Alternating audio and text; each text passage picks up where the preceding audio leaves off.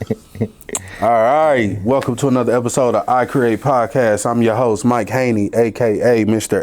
HOD himself. We got City Dump in the building. What's up with it, John, man? What's up, brother?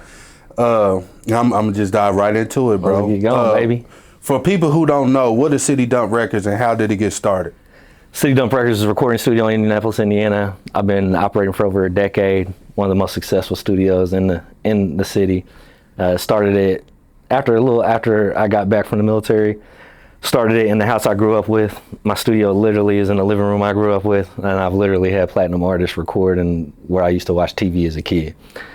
City Dump Records, the term comes because I grew up by the city dump my whole life. I grew up by the scrap yards. I grew up on the southwest side, one of the crappiest parts of the city. All the water treatment plant, the waste disposal, all the crappy shit's by me. And I wanted to embrace it and celebrate it, embrace where I come from, what I come from, and turn trash into treasure. And so that was the concept of City Dump Records, is kind of embracing the environment that I grew up with and turn it into something dope, that hopefully will be remembered long past my death. So, I wanted to create a space just for hip hop. When I came up, there wasn't just a purely hip hop space. Mm-hmm. Most of the studios were for bands and hip hop. Yeah. There were only a few like legendary Sir Hart, a lot of y'all know, in different places like that. Yeah. So there were a couple, but there weren't many, and I wanted to make something that was unapologetically hip hop. You go in there and this is all that we do here. We're not for bands, we're not for country music. This is just hip hop focused. Mm. How long did you do in the military? I did about 6 years. 6 years? Yeah. Okay, what made you get out of that? I actually dropped hot, smoking weed. I got dropped and I got put out. What the fuck? You don't hear that all the time. They put me out. I was like, damn, was this easy? I could have been got out. Could have been gone. Because it was trash when I was in there, man. That was when Bush was, had us in those fake ass wars and shit. Oh, yeah. So it was not a good time to be in if you have any type of conscience. So what we talking, like 2004 or 5? Yeah. Okay. Yeah, 2005. Okay. How did you build a studio that worked with artists like Gucci Mane, Boosie, Young Dolph, Scarface, and others? I mean, I just grinded. Like I tell everybody, I just wanted to outwork everybody. Mm. So I would be in there every day, all day. So when I first started, I had a full-time job, and then I did that as a part-time gig. Mm-hmm. Ended up, I lost my job, and I went full-time in the studio. It forced me to go full-time. I expanded a second room and just went all in. And I've, one of the few people in the city that have a full-time career feeding my family off of music. It's not easy. I understand the struggle. I understand how hard it is for artists, for producers, for engineers. I get it. I've been there. And I just never gave up, just constantly worked as hard as I could, and I put in the hours every day. And that's the name of the game, consistency, man. Facts. You know what I'm saying? Even with us, and what we do, try to stay consistent as possible. What's been the biggest lesson you feel like you've learned working with major artists? I think authenticity. I think that's what I've learned, is that every big artist I've had in the studio, they came in and when they spit on the mic, it sounded like them. You felt their story, you felt who they were. It was genuine. Mm-hmm. And I try to explain that to so many people, is that you can't fake genuine music. Like, you can buy the plays, you can buy the placements, you can spend all kind of money to gas up shit, and it's going to eventually die out. Facts. What doesn't die out is real life experiences. I mean, look at, as a white boy, I grew up listening to like Eminem, classic white boy shit, right? Yeah. And look at him. I mean, even him, he fell off because he wasn't struggling no more. He wasn't going through it. He wasn't in the trailer park. Like, my guy wasn't out here stressed. Right. Like, rest in peace to my brother Playboy. Like, Playboy, I get mad at him when he was having good relationships because I'm like, bro, you ain't making no good music. Right. Like, I need you to go through a breakup.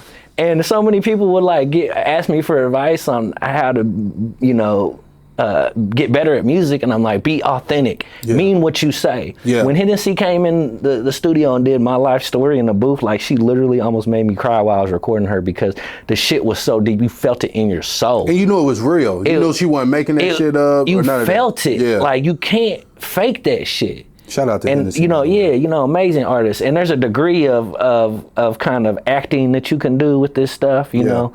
There's even some people that can be separated from it and view other people's stories and experiences and explain them in a really amazing way and do good at it. But for the most part, there's nothing that replaces that genuine, just real life experiences. And that's what I got from all the major people I worked with, is that there's not a special mic, there's not a special engineer. Like, they have a good sounding voice. Like, they've learned their flow, their delivery, who they are, and they've perfected the craft, and they go in there and they do professional work flawlessly. Like, almost every major artist I work with just went in there and knocked it out and was out. Like, so how does that work? So what, like, an artist will come in town and they be like, what's the best studio, or who's the best engineer, who I need to go to, and people like City Dump? Facts. I mean, a lot of times it'd be from references like you're talking about. You know, sometimes, like, why I miss a lot of people historically was because some labels have like contracts with studios. So they're just gonna send their people to whatever studios they have. Like, so DJ Drama came through, and I think he was with Empire, and so Empire had to send me contracts to get on payroll so they could issue me checks like to do this, you know, like a 1099 or whatever. Gotcha. Type situation. So if they have established relationships, they're just going to send people to those every time. But beyond that, especially in kind of more like street hip hop music, where there's a lot of people that are unsigned, like Dolph, who I recorded, and Bootsy, and all these different people, they don't have to go through labels and do all the extra shit. They can pull up wherever they want, whenever they want, and do their shit. Gotcha. You know, so it's a little bit more relaxed for independent artists. So which one is better for you?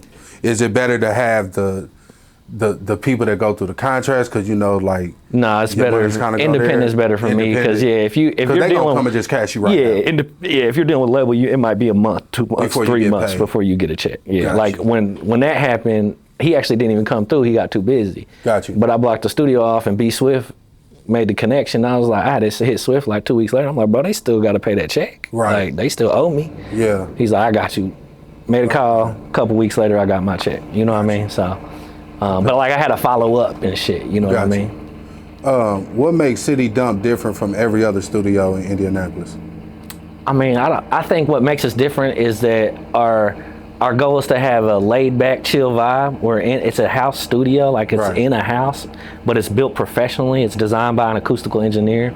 So it's that professional level of quality with that laid back, just chill house studio vibe. You know what I mean? So it's that good mix of being able to relax and enjoy yourself and be comfortable. Like a homey type of feel. Yeah, but also get a product that can compete nationally. You know, you're going to be recording on $20,000 worth of equipment. Like, you're going to be going through a $5,000 mic. Like, you're going through a $5,000 preamp. Like, you're going to go through good equipment. So what?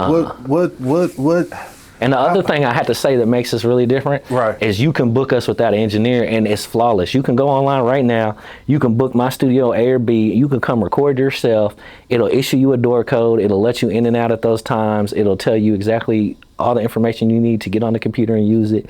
It's flawless. And I've been to places like Nashville, and they don't have it like that. Like, there's very few studios where it's completely automated. So you got it for motherfuckers just come in there and do their thing. You ain't got to talk to me at all. Like, you can get online. So you got all the. You can get online and book my Studio A right now. It's gonna send you a door code for your time. 15 minutes before your session, it's gonna let you in. It's gonna send you an email with directions on how to log into the computer, what the Wi-Fi is, what the input for the microphone is. Like, we don't train you on how to use this stuff. You gotta know what you're doing. Yeah. But if you're someone that wants to get out of your home studio and get on some quality equipment, and you don't want to pay that $60 an hour, $30 an hour, you're coming in and recording yourself. I even got it where my wireless mic and keyboard can go in the booth with you. You can be in the booth recording yourself. There's a screen right there, a mic right there. You can do everything yourself. Because I think the reality of music right now, Nori the GOAT and other people have shown us, like, you can do this shit off of an iPad. Like, facts. And I was telling Nori, you can bring your iPad in here and hook up to $20,000 in gear with one plug-in.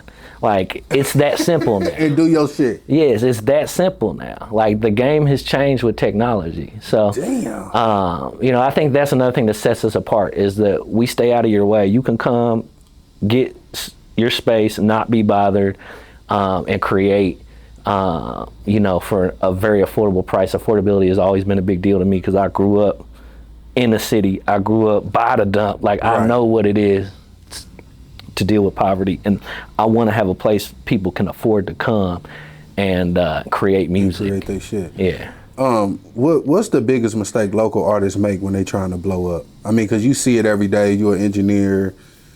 What do you feel like the biggest mistake? I don't know. I guess I'll say two. Number one thing is thinking someone's going to save you. Everybody thinks that someone's going to save them, that this artist, that this manager, that this person out of state or doing this or doing that is going to come here and save them and get them out the struggle. Right. Like, it's not going to happen, guys. Like, you got to save yourself. Like, I done watched so many people, I'm not going to say no names because people are going to get in their feelings. Yeah. But I done watched so many people come into this city and act like they was going to save Naptown artists or they were going to be the shining light for the state or the city. And it just isn't the case because like I saw somebody post online recently, it's enough food out here for everybody. No, it's not. Y'all are not eating, okay? The only people eating are the ones ordering chicken at the spot you're performing at, okay? Let's stop this goofiness that everyone's out here eating. It's enough food. No, there is not. Y'all starving. Like, half y'all ain't getting enough to pay for your outfit for the show. Like even Chreece not paying you enough for the food, the liquor, and the clothes you need to perform there. And I respect Chreece and I appreciate them, but let's stop acting like it's enough food. It's not. All right? And ain't nobody gonna come here and share their plate with you because they starving like you. Half these people you think are rich are in debt millions of dollars to their labels for all the money they spent promoting their shit from that advance and spamming or whatever. them. Yeah. That advance is killing them. Yeah. So let's stop with the illusions, please, guys. Can we get to reality? Like, if you're an artist, you're a small business owner, and you're gonna have to grind and do it all yourself. When I did City Dump, I did everything. I did IT, I built the shit, I engineered, I was the receptionist, I answered the phone, I did everything. No one is gonna manage you. You ain't got shit to manage. If you ain't breaking 40K, what the fuck you got to manage? What are you talking about? I gotta manage. To manage what? What are they managing, bro? Well, just like you said, they feel like that somebody is going to save them, and even if you get a manager, that's not going to save you. No, and you got to put the work in yourself first, and then once you, like you say, once you get the numbers and you get the money behind you, okay, now I think I might need a manager or somebody to help me. Yeah, once you got something to manage, and I get you might want like a fake manager or somebody to be in between, so you're kind of disconnected from some of the business. I understand that. That's understandable. But the idea you got something to manage and like they're gonna find you all these slots and shit to do and all this, it's just come on, guys. So I think I think this was you. You made a post a while back about artists doing like local showcases or some shit like that. About them not getting paid. Like, how do you feel about that? Because I see a lot of artists do local shows and stuff like that. Do you think they need to continue doing those shows for free or to get themselves known, or you think they should go a different route? So let me break it down to you. If you're an artist who's at the beginning of their journey and you're trying to dial in your stage presence, you're trying to get your flow together, you're trying to find what songs the crowd likes, then it makes sense to be in these showcases if there's fans there, or at least a good amount of other artists. Because a lot of times it's just other artists. Right. But if it's 10, call it a day, bro. Right. Like, you need at least 50. Like, you need at least 50 people so you can get a good bearing of what's going on. Right. But like, the reality is you need to practice here. You want to do your stumbling here. You want to come on here and do an interview. If you got to pay. Do an interview so you can get experience doing it. So when you go to Off the Porch or these other ones, you ain't looking stupid like stuttering. Like, people don't understand. No, you that. need it. But it's like that with showcases. Now, if you've done this for 3 years, 5 years, 10 years, you need to stop. Like, you don't need this anymore. Like, you have to think, what are these people paying you, and what would that look like if you invested it in your own content online? So if I'm paying whatever, Off the Porch $1,500, Auntie's House $25, whatever they're charging, what would that look like if I promoted my own content with that same amount of money on TikTok? And a lot of times it's gonna do better for you to promote your own content, because here's the dirty little secret. A lot of times all they're doing is funneling your people into their platforms and building their platforms bigger with your money. Right? Whereas if you do it yourself, you are funneling those people into your platform, which is now a never ending source of revenue. Because I tell artists, the biggest thing you can do is build your platform, because you can make money off of it doing anything. So if your hip hop career or whatever, your singing career doesn't work out for you, you can use that same platform to do tattoos or sell hair or do makeup or sell food, whatever it is you sell.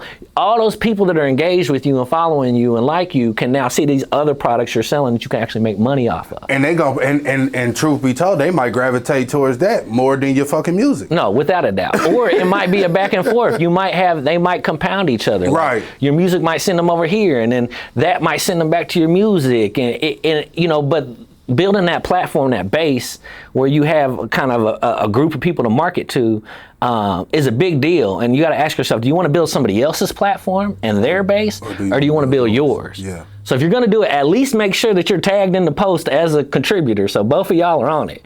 But after that, think to yourself, if I spend the same amount of money promote my own content, you know, will it do better? And when you think of content, think what's different about my content, because that's the other thing that bothers me, is everybody does the same fucking content. Like if I see another person rapping in front of a car, or, you know, the same shit that I'm seeing every other day, like, guys, we got to do something that's going to catch people's attention. There you go. Yeah, because we got short attention spans. If I can't say to you, what's different about this video, this song, and you can't name me nothing, you've got a problem. Like, you've got a problem. You have to ask yourself, what are you doing that's different? What's going to catch people's attention? You know, because this is art and music, and it is a craft and a culture, but it also is entertainment. And that all has to come together. The entertainment aspect can't get lost in everything else. So, do you think Indianapolis artists do you think we get the respect we deserve in hip hop here? I think that a lot of people in Indianapolis don't, quote, get the respect they deserve because they stay here. And the reality is that there's no musician on the face of this planet that stays in one place and is successful. It just does not happen. To make money off of music, you have to build such a huge fan base that it requires you to move around. And my problem is, if you come to me, if you're from Indianapolis and you tell me I'm not getting the love out of this, I'm going to ask you, did you do the same showcase in St. Louis? Did you do the same one in Chicago? Did you do the same one in St. Louis? Did you do the same one in Nashville? Did you go to the 5 cities which are in 4 hours of us, right, and spend that same 150 there to break into a new market? Or was you at the chicken spot again for the 3rd time this year rapping while motherfuckers is smacking their teeth? Can you please get out this city and rotate? Quit being lazy. And that's what it is. Like, you gotta, and I've learned this from Lil Billy. Shout out to Lil Billy. Stays moving. Even with the podcast, he like, bruh, you and bruh gotta travel. Yes. And that's what we've been tapping into the Nashville market. Yeah. I built connections down there in Nashville, building connections in Kentucky, Louisville, shit like that. So you're right. If you just stay here and just, all you doing is rapping in front of the same 50 to 100 motherfuckers. Bro, I'd be so sad watching it. I'd be so, my heart hurts. They don't even rotate in different scenes, bro. Right. I'm telling you, my heart be hurting. I'm just like, do y'all know how weird you look? It's all y'all patting each other on the back. You did good again. You did good. But what the fuck is going on? Do y'all want friends? Do you need a friend? Right. Like, is this because you need something to do with your life? You don't like your kids? You want to get out your house? Like, what the fuck is going on that you're doing the same shit over and over as if it's going to do something different for your career? Yeah. Please, ain't nothing going to change if you don't change. Yes, and when I say move around, that don't mean go to the same podcast that everybody else went to. Right. And didn't nothing happen for them. Right. It's going to suddenly happen for you. Like, try to find some different, unique things to do where you're going to meet other people and build genuine relationships with people. And it's not all transactional. You got to build your network. Yes, go hit a studio in another city, make some music there, meet the engineer, ask him who's popping, what's going on, what clubs are popping. Go do an open mic there in a new place. Like, people out of town are going to be more receptive to you because there's not this kind of feeling of competition with them. You're not going to intimidate them because you're from another place. They're not going to feel that. So the odds of you getting more love are going to be higher out of the city. It's just how it is. It's nothing unique to Indianapolis. It's everywhere. So what is it? Chreece? Something like that. Is that what it's called? You don't know how to say it? No. Chreece. Cheers and peace. Oh, okay. Chreece. Cheers and peace. Yeah. So what do you feel like they're doing right, and where do you think they're getting it wrong? So if you don't know, I've been a huge supporter of Chreece since the beginning. Like, I used to buy 10, 12 tickets and hand them out. Like, okay. I've always been a fan. I've always participated every year. I haven't missed a year. And And it started out as a beautiful thing. It was community. It was culture. It was like, it was about, authentic hip hop. Like, it was about like really dialing in your craft. Right. And, I'm just kind of sad at what I'm seeing now, because it's like they literally Chreece told y'all, they told all you artists, they said, you need stage presence. You have to be able to rap without rapping over top of your vocals. You need to take pride in your work. You need to take quality. And then they went in this year and booked a headliner that raps over her vocals and fucking looks like a fucking Men in Black alien on stage in a skirt, fucking looks slow and shit, like no stage presence. And they said, fuck what we told y'all, what was the standard. Totally different. She got clout and we chasing it. Like we all on the clout bandwagon right now. So to me it's sad, because it's always been about peace. And now you got this angry white woman threatening to shoot people, other artists that are a part of the show. And I'm supposed to be cool with that. So what is your issue with Jorjiana herself? Or is it things she allegedly said, like you just said, she gonna shoot some shit up? Because I didn't see her say she was gonna shoot some shit up. No, she said they better duck when they see her. So in your defense, she said ain't nobody listening to that diss song that Zakiya did against her. Okay. She better duck when you see me. And they both on Chreece. Cheers and peace event. And you got this angry white woman talking about ducking. And when it's a white girl, everybody's like, oh, she's not dangerous. She didn't mean it. Okay, hold on. Here's my issue with her. Because you're white, bro. She's not authentic, bro. She's not authentic. She's not real. And that's what bothers me. And then everybody said, here's what they told me. You don't know her, bro. You don't know her life. You don't know how she. I said, okay, she must be really a thug then. And so when the thug, killer, huh? she to them she's a thug. So her music, she a thug. So when I heard the thug tell everybody to duck, I just assumed that I should notify everybody involved. And now let's get to Icons of Fed. Let's do this clip. Icons of Fed. Right. Okay. Because I notified IMPD, who partners with Chreece. Go to Chreece's website. Guess what it says? If you have an issue, find an off-duty cop to help you. So Chreece got the off-duty cops at Chreece, got IMPD a part of Chreece. Hey, I notified the people who are going to be working there. You don't call 262 tips, man. Bro, I notified the people who've been working, are going to be working there, who y'all don't even know are probably undercovers all around you the whole time. And Chreece is paying. And then I notified the people who are putting on the event. And now I'm the bad guy for notifying them that we got this angry white woman threatening to shoot up a black woman in our city. Well, sorry, gangster, fucking island girl, whatever you are, like, I'm cool. Like, you ain't gonna shoot up my city. Ain't nobody ducking. So are you fake and you not a gangster, or are you really a gangster and are you gonna shoot the shit up? I want to know. Do you think she really was gonna shoot some shit up, bro? Because she told somebody to duck. Like, they told me that she was about that action. They told me that I had it twisted. She wasn't fake. This wasn't a fraud. She wasn't cosplaying black. This her with golds and yellow hair. Her grandma dressed like that, probably, right? I'm sure Jorjiana, Grandma Jorjiana had golds and yellow hair. I'm sure. Listen, bro. Look, I'm sick of white people acting like they grandparents or like they got this, like this was something they grew up like. Show me your grandmother. Bro, I had these white kid come. No, look, I had this white kid come to the studio and say the N-word with his parents in there. Oh shit! I said, bro, that's not it. And his parents was like, all the kids are saying it. I stopped the session. I said, this ain't gonna go, bro. Right. His parents was like, all the kids are saying that. It's normal for the kids. I said, did his great grandma say that shit as a term of endearment? Or was it a little different? Right. They was like, well, when you say it like that. Yeah, I'm saying it like that. Damn. So but Jorjiana. Man, I don't know nothing about Michigan City. You feel me? But I know it's close. I don't know. She might be about that action. I believe it. She's a gangster. She's an angry white woman. I believe it. But do you honestly and she's telling people to duck. But do you honestly think that the female artist that you feel like, or everybody thinks she was referring to, is really worried about that shit though? Hell no, she ain't worried about that, because no one really thinks that this charade, her cosplaying black, is real. No one believes this. This is all marketing. Right. So let's get down.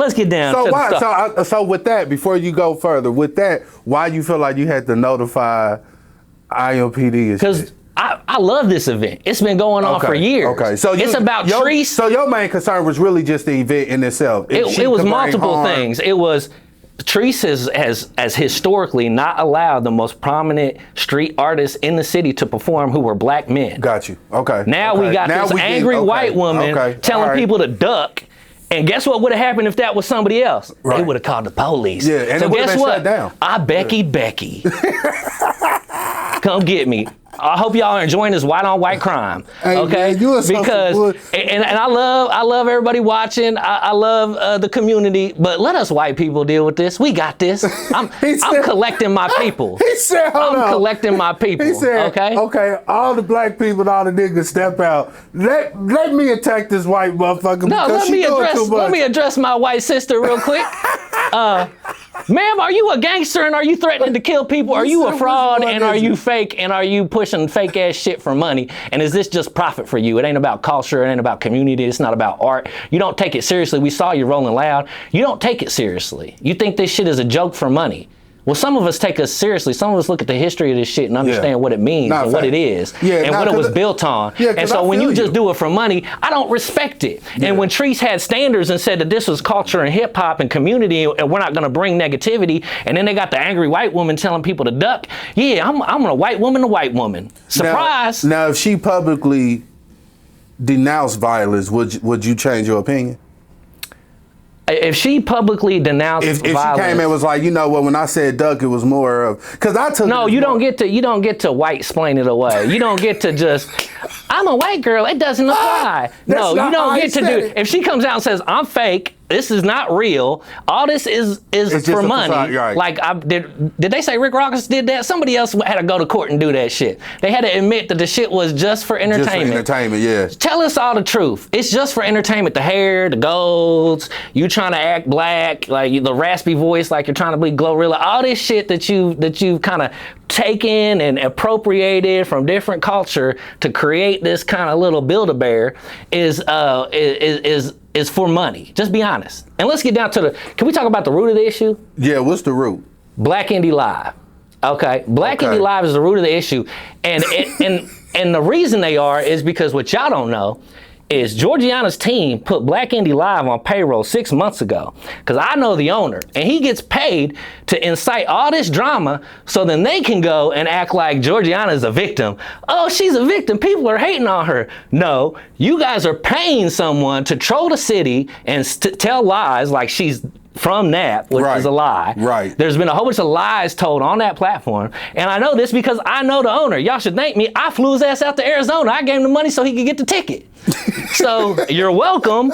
I sent him out the city a couple years ago, helped him get on his way. Like I literally gave him the money.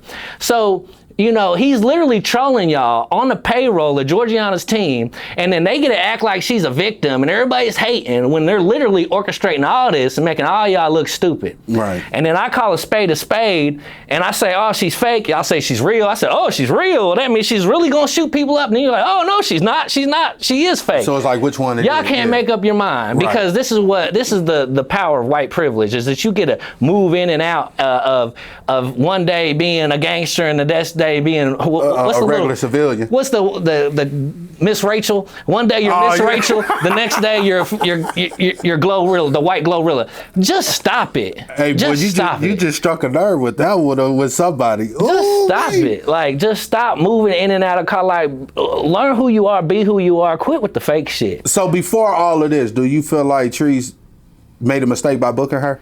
Yeah, I mean, yes, of course. This was all for clout. This was not for talent. She did not meet the criteria of what she told you needed to be a part of Chreece. To be like a headliner. To even be a regular act. They said you shouldn't be rapping over your vocals and you should have stage presence. And the crowd should be interacting with you. We should see you have a love for the craft. So in your opinion, how you feel like her performance is going to be? Stage I mean, I just hope it's not as bad as Rolling Loud, because Rolling Loud was. I didn't see that one. I'm happy oh my God! Like I'm talking about looking fucking retarded, barely being able to say her lyrics, rapping over top of her song. There's no skill, no talent, nothing there. Like this is all money, and I feel bad because she probably so in debt to her label right now for all this money they done paid LaRon and everybody else across the country to spam her music. You know how many features they done bought to make it look like this chick is on? No facts. Like she had one you think that they did that shit for free? You think Glorilla got on there for free? Shut the fuck up. Damn. Come on. Yeah, that's a lot of money. There's a bag. You know how much she's probably in debt right now? And that's the funny thing is y'all all think all this smoke and mirrors is real, and it's just not. So what about the dude? So who was that? I forget his name, but he's a videographer. He said if you get a feature or something, it's 25,000. Yeah, Jake Huber. Yeah, I love Jake Huber, but that's the most clout chasing trash shit I ever seen in my life. Like, bro, like, are you serious, man? Like, that's what we doing now? As long as somebody got money behind them, we gonna hand out deals and treat people different? See, I just never got into that weird shit. Right. Like, when Gucci came to my studio, when Dolph came to my studio, when Bootsy came to my studio, they paid what y'all paid. Got you. Okay, so you don't up it. I don't lower it. Or lower it. No, neither. I see what you're saying. Okay. I don't do, it ain't no free shit. Right. Bootsy paid me to come to my studio. Okay. He was there for 2 days. Yeah. Like, it wasn't free. Right. I didn't do it for clout. Yeah. Like, just stop, bro. So whatever. I mean, do what you do, Jake. Like, I like Jake. Like, he's done a lot of good things for the music community. I'm not gonna take all his flowers away from him. But to me, that's bitch ass shit. I just personally don't. So you think he was just personally just chasing the bag? Without a doubt. What the fuck else is it? Yeah, yeah. What else is it? Yeah. Because I'm thinking if it's 25,000, if you get a fee, like I'm like shit, y'all splitting that shit up like a motherfucker, boy. Well, my thing is it's just clout chasing, and I just don't get into it, man. And there's so many pick me's in this city. Like, you know how many people come out like, pick me? She ain't saving you, bro. Right. She trying to save herself. Right. She's not saving none of y'all. So can we say, first I'm gonna ask you this. Do you feel like, what do you say to people that feel like you overreacting? Because about the whole situation. About this whole situation. I would say, you know, you probably don't look at life the same way I look at it. Okay. You don't look at life through the lens of racism and white privilege and watching people coming out of our scene and use people and manipulate people for money. And you just have a different perspective. You're probably just a fan. If you're just a regular Jorjiana fan, I get it. Like, I'm not gonna hate on you for somebody you like her. I don't care. Yeah. But what bothers me is all the pick me's clout chasing people like the Hubers and all these other people that are like, oh, tag her, do this. Bitch, you wouldn't listen to her shit 3 months ago and she's not on your playlist right now. Shut the fuck up. She's not on your Spotify playlist. Shut the fuck up. So if you're a real fan, I get it. But like, I've seen how white privilege allows people to move different and be treated different, and I don't fucking like it, bro. When she gets to tell people to duck and nothing happens, it pisses me off because I watch Lil E's shows get closed. I watched them get shut down. And there was no public threats happening. I didn't see one public threat. Right. Y'all, we are not talking about her dissing someone in a song. We're talking about public threat to tell someone to duck. Right. And then if it would, and letting it slide. I feel you, letting it slide because she's white. So, but if a Lil E or somebody else would have did it, they would have shut that shit down. So she want to be a gangster. I want to treat her like one. Welcome. And Chreece need to treat her the same, because if that was anybody else, Chreece would have took her off. But she a white girl, so she gonna stay. She's still gonna perform because Chreece on that bullshit, and they don't got no fucking balls. They don't got no fucking nothing to stand on. Y'all gonna let this girl incite violence at a peaceful event and make excuses for her because it's a little white girl? Trash. Trash. So without all of that and her making the public threat or whatever, you just don't like her as an artist, period. I'm not a fan, but that doesn't matter. I don't have to be a fan. Well, I'm saying, do you can we say you at least respect the grind, the hustle? No, because it's all bought and paid for. I don't respect none of that shit. Like, that's all money. I don't respect anybody can get a bag behind them. But I'm trying to think, because I think I first seen her on the radar. The only thing that makes her exceptional is being awkward and white. That's it. Awkward and white is the only thing that makes her exceptional. Is crazy, boy. Like, I'm serious, y'all. Let's stop playing games. And the fact that it's like, look, I equate like this Jorjiana thing with like seeing a 5-year-old throw a layup and it hits the rim. It's a little white boy, and his parents are like, yeah, you hit the rim, you almost got it in. And then this black kid will sink 20 and then miss the last shot, and they'll be like, oh, we lost because he missed the last shot. But they was hyped when white boy hit the rim. Look, the last thing they said about this chick, did you hear what they just said about her? They said, y'all, she was on beat on the last song. They said she was on beat on the last song. Did you hear me? She was on beat. This is how the low the bar was. Motherfuckers was excited and proud that Jorjiana was on beat on her last song. Like, oh my God, the toddler walked. Like, but black people had to go above and beyond and be fucking superheroes. And then you got white mediocre people with money who get shine, and then our Chreece Hip Hop Festival, which is supposed to be the curators of quality, the Right. people that are curating this stuff, are platforming this woman. And the thing that's flucked to me is I contacted Oreo Jones myself, and he told me she was not a headliner. And then they went came out, and then she was a posted headliner. hella fucking ads with her being the headliner. So who do you think So should've bro been the don't even headliner? know what the fuck is going on. The other two headliners are amazing. Have you seen the other two? I haven't. Rico Nasty, hard. The other person, I can't remember the bro's name. I'm sorry, bro, but I saw a clip of you, bro, and my mind was blown. Dude is hard. Really? Hard. I'm gonna have to check if I it was out. them, I would look and I'd be like, what the fuck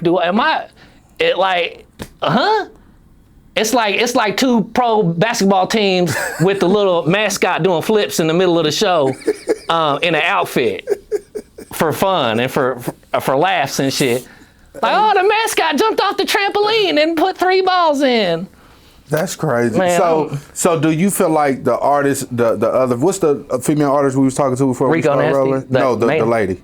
Her name Meta Verified on. Oh, yeah. You're talking about name? Zakia. Zakia. Yeah. Now, do you think? And then I'm also throw Kitty Red in here too, Yeah. because you got people comparing her to them. Yeah. Do you feel like it's a good thing for them to? Because Girl already did a diss record. You think Kitty should do one too? Do you feel like they should be attacking her, or do you feel like they need to be working with her? I think working with her is just wild, clout chasing, weird shit, in my opinion, unless you're an actual fan. Like, if you really are a fan, do what you do. I'm not gonna hate on you. Got you. But I have this suspicious feeling that most people are not, and they're clout chasing. Right. Because I ain't never heard none of y'all talk about this bitch until Black Indie Lives got paid to Started talking spam about her. it. Yeah. And started bringing up commotion. Like, no one. She 'Cause had a that song. shit happened She had a overnight. song with Glorilla a year ago. Facts. Who was talking about her in Indianapolis? Nobody. Nobody. Yeah. Glorilla.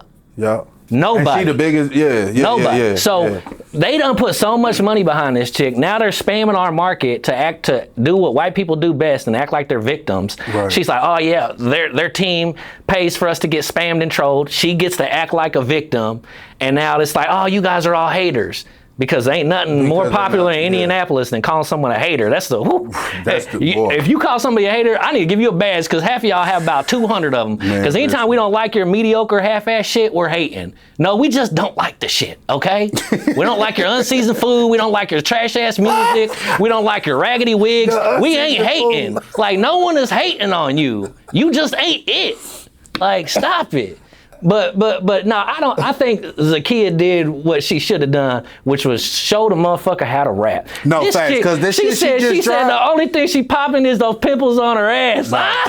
Hey, listen. Hey, that's gonna be her backup plan. If this goes down, Jorjiana, when you crash in 3 years, you need to get on OnlyFans and just pop pimples for life. Like, you be on a pop pimple. No, she did go hard on that song though. Because she is hard. I seen the video. She is hard, and so a black woman has to be exceptional to get a little bit of attention, and then a white woman can be mediocre and threaten to make people duck, like, and then everybody's making excuses like she's talking about dodgeball or duck duck goose, and we all know what she's talking about. Ducking involves 4-5s and 5-5-6s, as somebody eloquently said on my post. Like, come on now, you don't get to play street and then play all innocent the next day like that. Moving in and out of culture as a white person is just weird. You don't think she got flow though, bro? Like, you don't. Hell no. Everyone else didn't think she had flow. They just said she just got on beat. Like, right. Did you see that shit? I swear I seen people posting like, oh, y'all heard her new song? She just got on beat. So I'm gonna just say this. Like a dog just figured out how to catch a ball. Like, I'm gonna just say this. Even though people's opinion is different. Yeah. You know what I'm saying? Some people think she's whack. Some people think she tight or whatever. Me personally, I feel like she's doing something for the state as a whole. What? An artist that made it out of Indiana. Rather than. So ain't nobody else in Indiana made it out.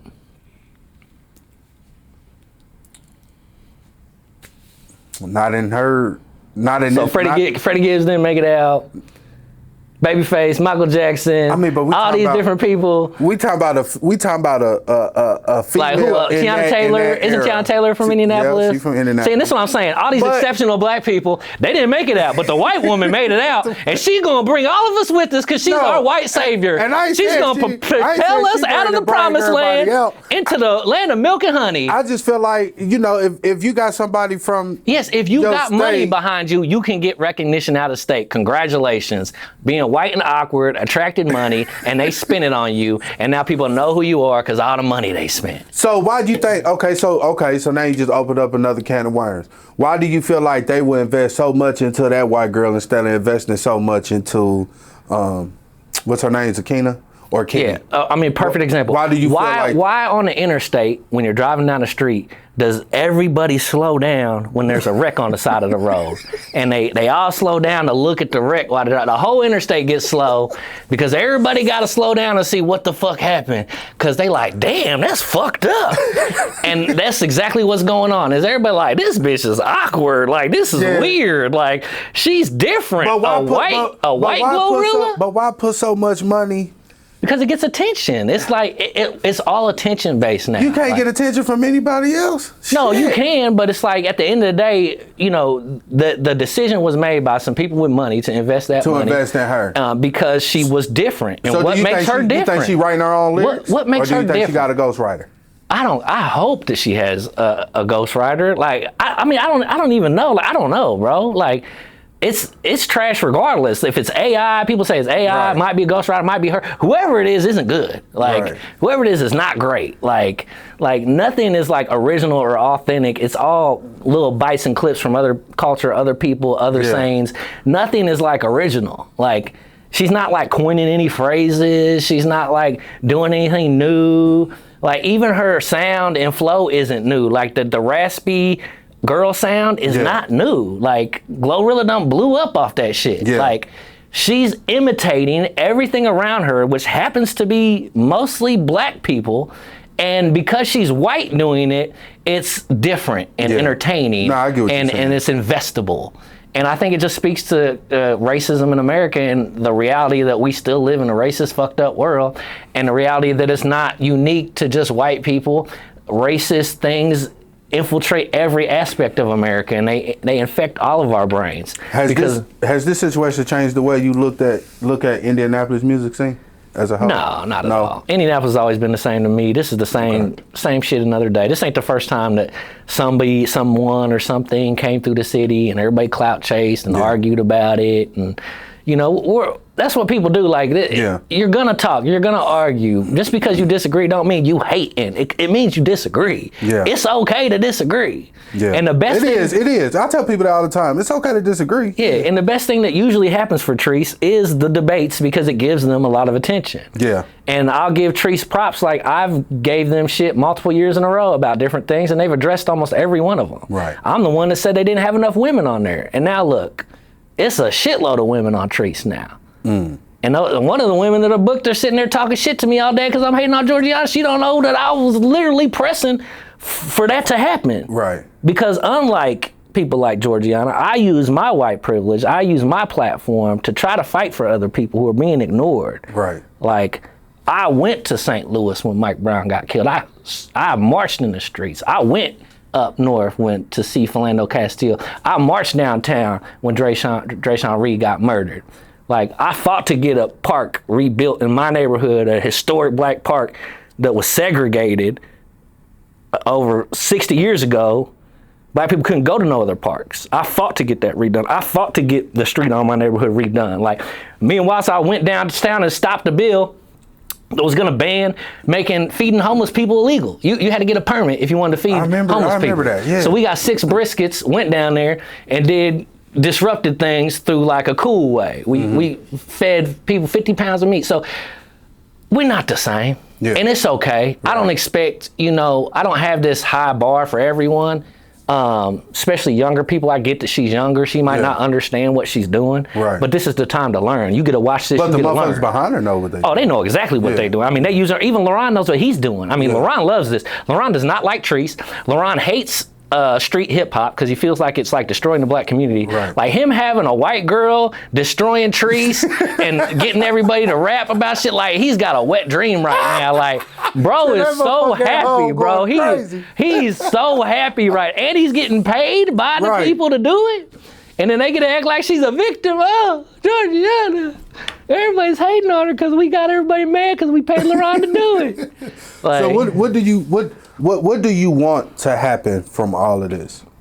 I want people to stop clout chasing, stop thinking that people's going to save them. I want Chreece to remove that violent, angry woman from Chreece and keep the standards that they've always had for the event, for actual art and culture, creativity and talent, and not clout.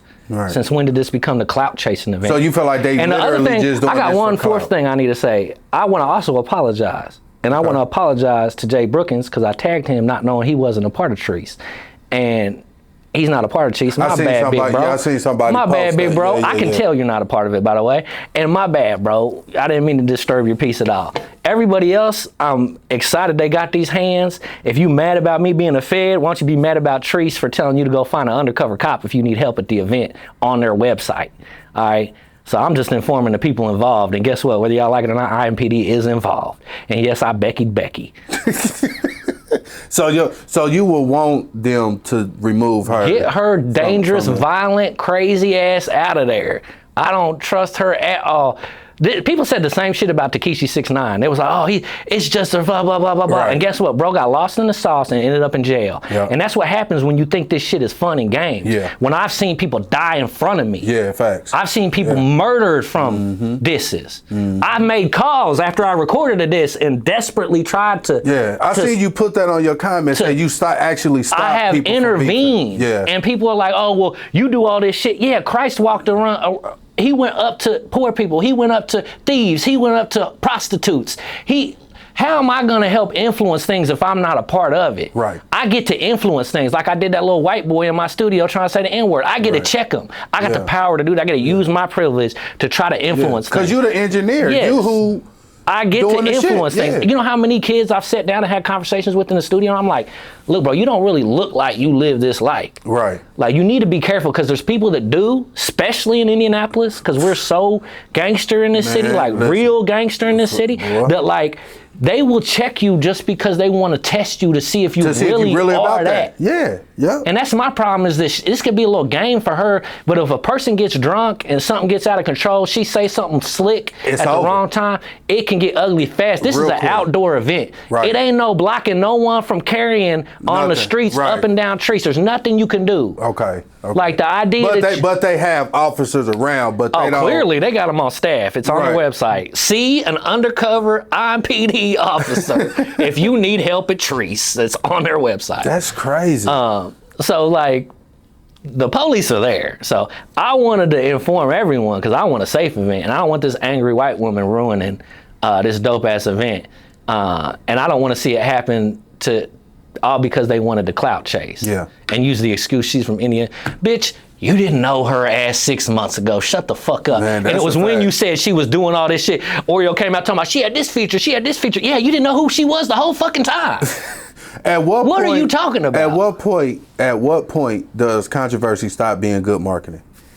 I don't know. Because that's basically what this is. I guess this is. The point in which controversy stops being good marketing is when it turns into actual violence or actual people getting hurt or things escalating outside of it being marketing.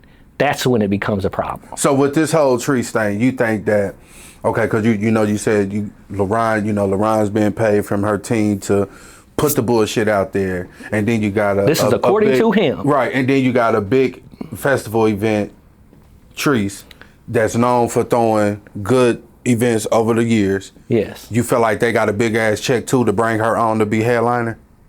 Or do you think they just... Oh no, I think that they're probably paying her. They are not smart enough to get paid. Everyone else is getting paid. I don't think they're bright enough to actually get paid for this.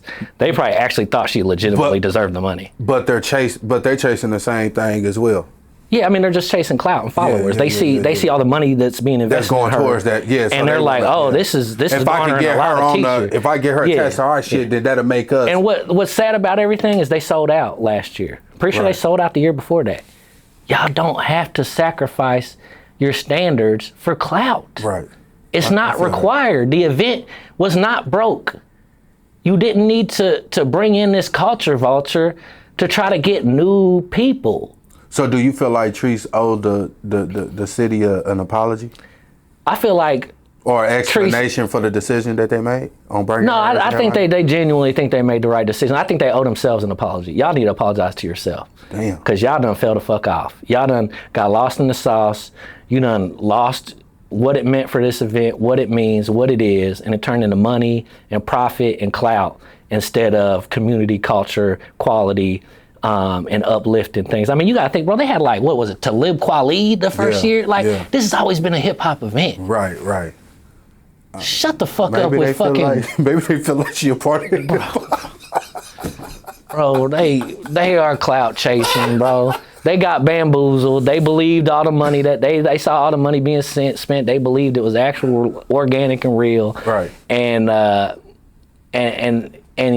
sad thing is that I think it's the canary in the coal mine, in my opinion. I don't think Chreece will ever be what it was when it began anymore. I think that this is going to be the start of a downhill trend, because once you get rid of your standards, once you kind of change the concept of it, and you say, we're going to make exceptions for mediocre white people, as long as they got clout, and we're going to let clout and money being spent on people dictate whether they get on this show, then it says this isn't about hip hop, culture, and community anymore. This is about money and capitalism. And I think that's where we're at. Chreece has been gentrified. So you earlier you said she got what, about 2-3 years left tops? What she doing? She's an island girl. She's done. Yeah. So 5 years from now, what do you hope people remember about the stance that you took? I mean, I hope they remember it was the same stance I took when I got on the white boy Hoosier when he was trying to get in the rap scene with Confederate flags and trying to be a culture vulture, and I showed everybody who he was. And everybody got to see who he was, a bigot. I want people to look at it like I did when I did Soundspace, and I told everybody that was not real. It was a scam, and they were going to come get our money, our city money, them and the music co-op, and it wasn't going to last. And guess what? It didn't. And where did all that money go? Where did all that equipment go? They bought like over $100,000 in equipment. Where did it all go? Damn. That was our money. That was city money. Our city money, taxpayer money, went to that endeavor. So I hope that they remember me in the same light that they remember me time and time again, when I've always been a person that would say something that people were scared to say. Yeah. I hope they remember me like when I went after 96.3 because they didn't fuck with any local artists. And then after that, they started playing more local artists. They started interviewing more local artists. They started doing all kind of stuff. Yeah. Now, it didn't last long because, let's be real, the radio is really not a thing like it was anymore. But like, you know, I took a stand when other people weren't able to because they were going to get called a hater.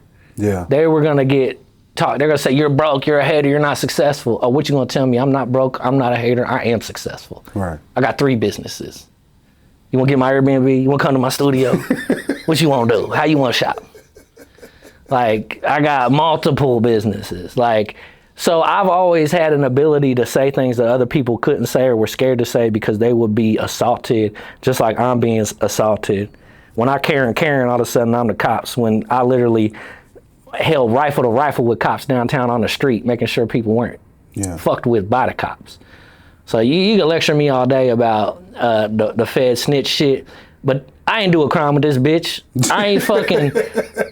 We ain't in the streets together. Right. Yeah. What the fuck are y'all talking about? So y'all sound stupid, Fed. A whole bunch of dumbass motherfuckers. That's what bothers me, is that I lived in the city my whole life. I had the Lil E's, the Debos, all the different people in the streets around me, working with me. I've been in the studio with these people. I saw real life street shit. Yeah, happened right in your own backyard. Died next to my studio. I watched someone die. I wrapped somebody else up. Like, this ain't a game to me, guys. Like, one of my good friends just got shot and murdered. Like, I don't think this shit's funny. I don't think it's for money. I don't like how this little white girl's trying to monetize pain and suffering. And hip hop has always been an outlet for the reality of the struggle that black people faced in a racist America, where they were pushed to the bottom and all the options they had was music and telling their story and explaining the fucked up life that a lot of them been put through an incarceration state in a fucked up country that locked up their parents and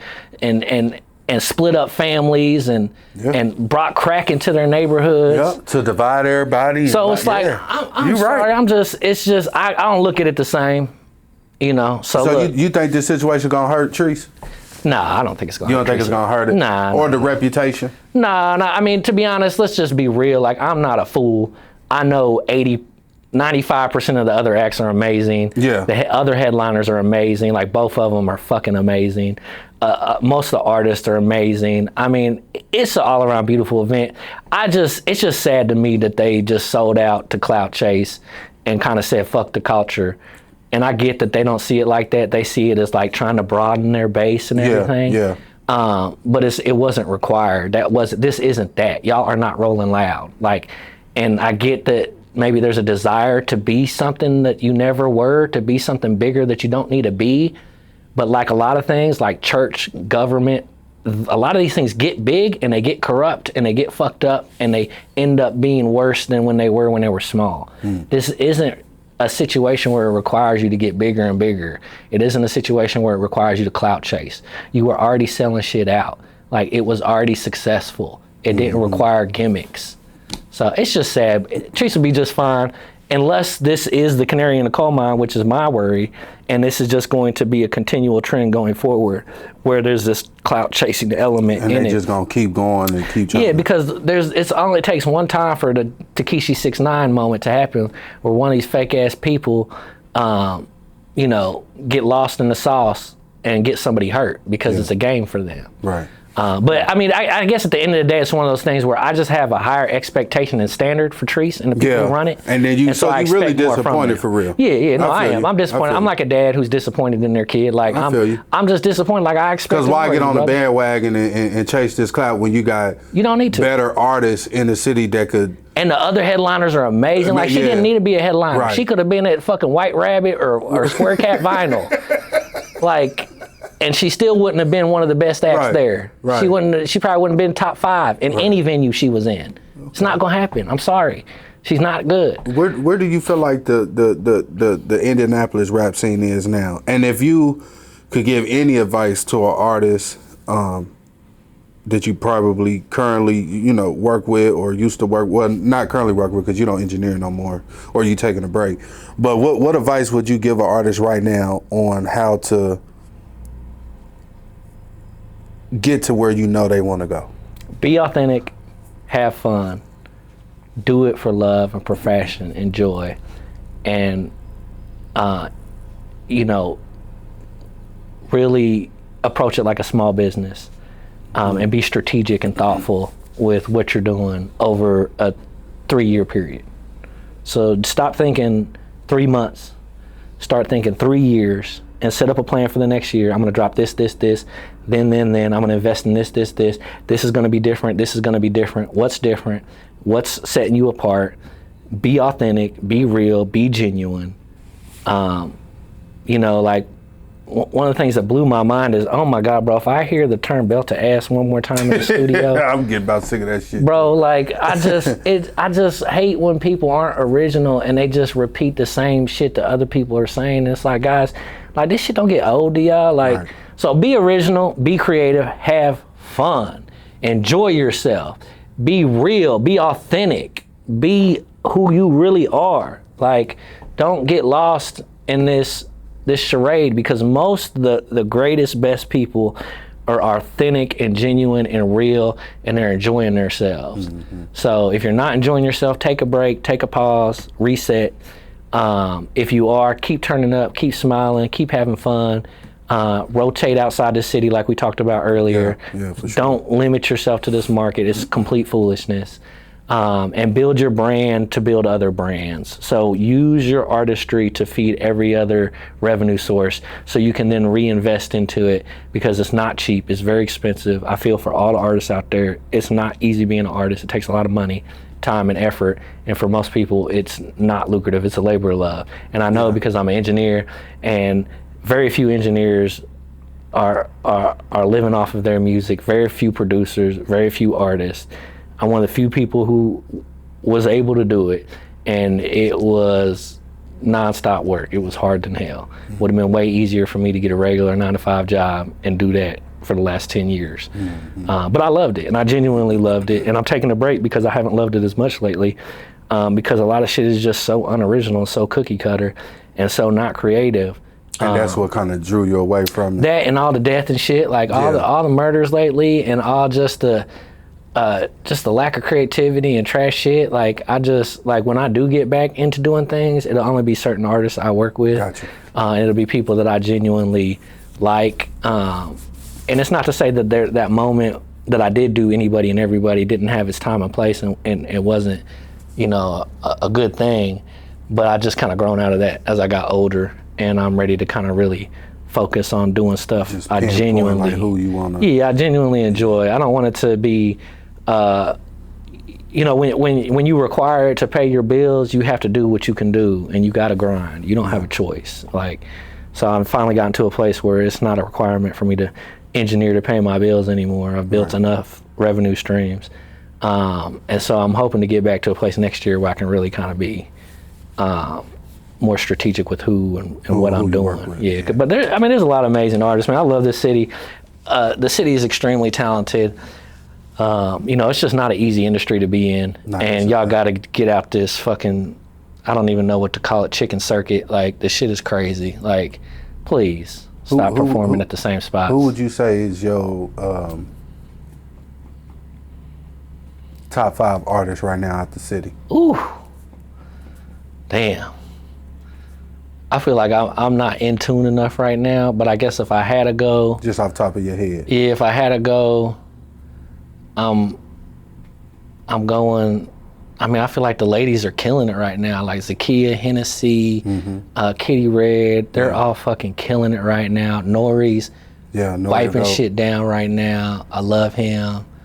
You know, there's a lot of good people. I'm kind of limited to who I interact with and what I see. But yeah, for me that, and then obviously, you know, Debo's a never-ending Naptown classic. Like, he's just consistent. If he puts it out, it's gonna be good. So yeah, that's my 5 if I got 5.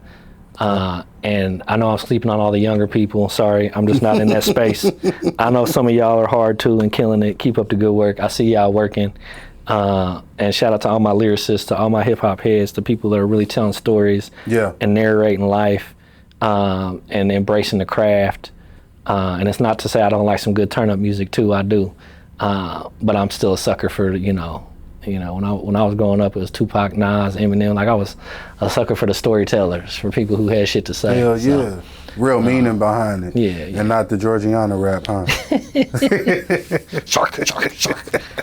Jesus, y'all, Jesus. We gonna get through it, guys. It's always been like this with music, right? There's always the gimmick, you know. Yeah. I just never been the gimmick person. Like, I feel you. I just hate that it happens to the unknown and not the motherfuckers that really been putting in that grind and that work, man. You know what I'm saying? Like, I mean, it's just people just got to continue to try to figure out how they can be different. Yeah. Because the sad reality is that she just gets to put on her white superhero coat and like, I'm white and got the money and awkward. Because it's different. It's like, I'm white and awkward and I rap like a black girl. Like this, this is different. This is weird. People are gonna like this. Yeah. But it's like, to be an actual black woman with actual talent. So maybe we need to get a black artist and hey, they might have to do the Drewski. That's what I'm saying. You might have to get your Drewski on out here. Somebody watching this might actually try that stunt for real. It might work. That Drew, I guarantee it's gonna get views. I don't know how big it's gonna get, but it's gonna get views. Oh shit! I encourage it. Get it in. Man, I appreciate you sitting down with me, man. This has been very informative. I hope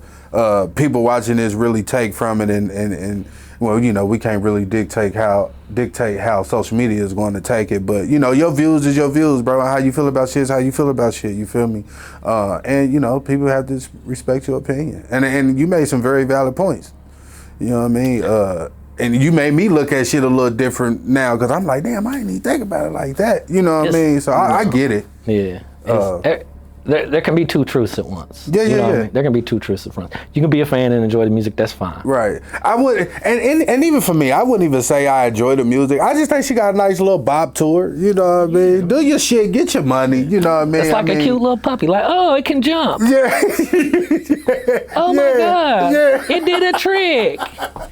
This is the great thing about being white. It's like, oh, it's like the mayor Joe Hogg said, go out, he do one little dance move. Everybody's like, dance. the mayor's dancing. He is looking out for everybody in the community. They're Why? like- Because the motherfucker there dancing with black folks. He did a two-step. God Oh my God. damn. He got a little rhythm. Oh, I'm so proud. Jorjiana got on beat on the last song. Oh my God. Like, this is the shit we're doing. This is white mediocrity Boy, at they its gonna finest. eat our man. ass up, boy. This is white mediocrity at its finest. Welcome to the show, guys. I appreciate you coming. Man. Icon, City Dump Records, iCreate listen. podcast. Hey, man, Hope we we entertained you guys and gave you some food for thought. Oh, if you're definitely. somebody who can't watch the whole thing and is only a clip person, fuck off. If you're somebody who actually cares and wants to learn some shit and see some shit, watch this whole thing No, watch and the whole enjoy thing, it. for sure. Because I guarantee you're going to get a better idea of where I'm coming from. That's a and if you fact. hate me, thank you. Post it. But don't be a bitch. Tag me. All right, we out of here. Peace.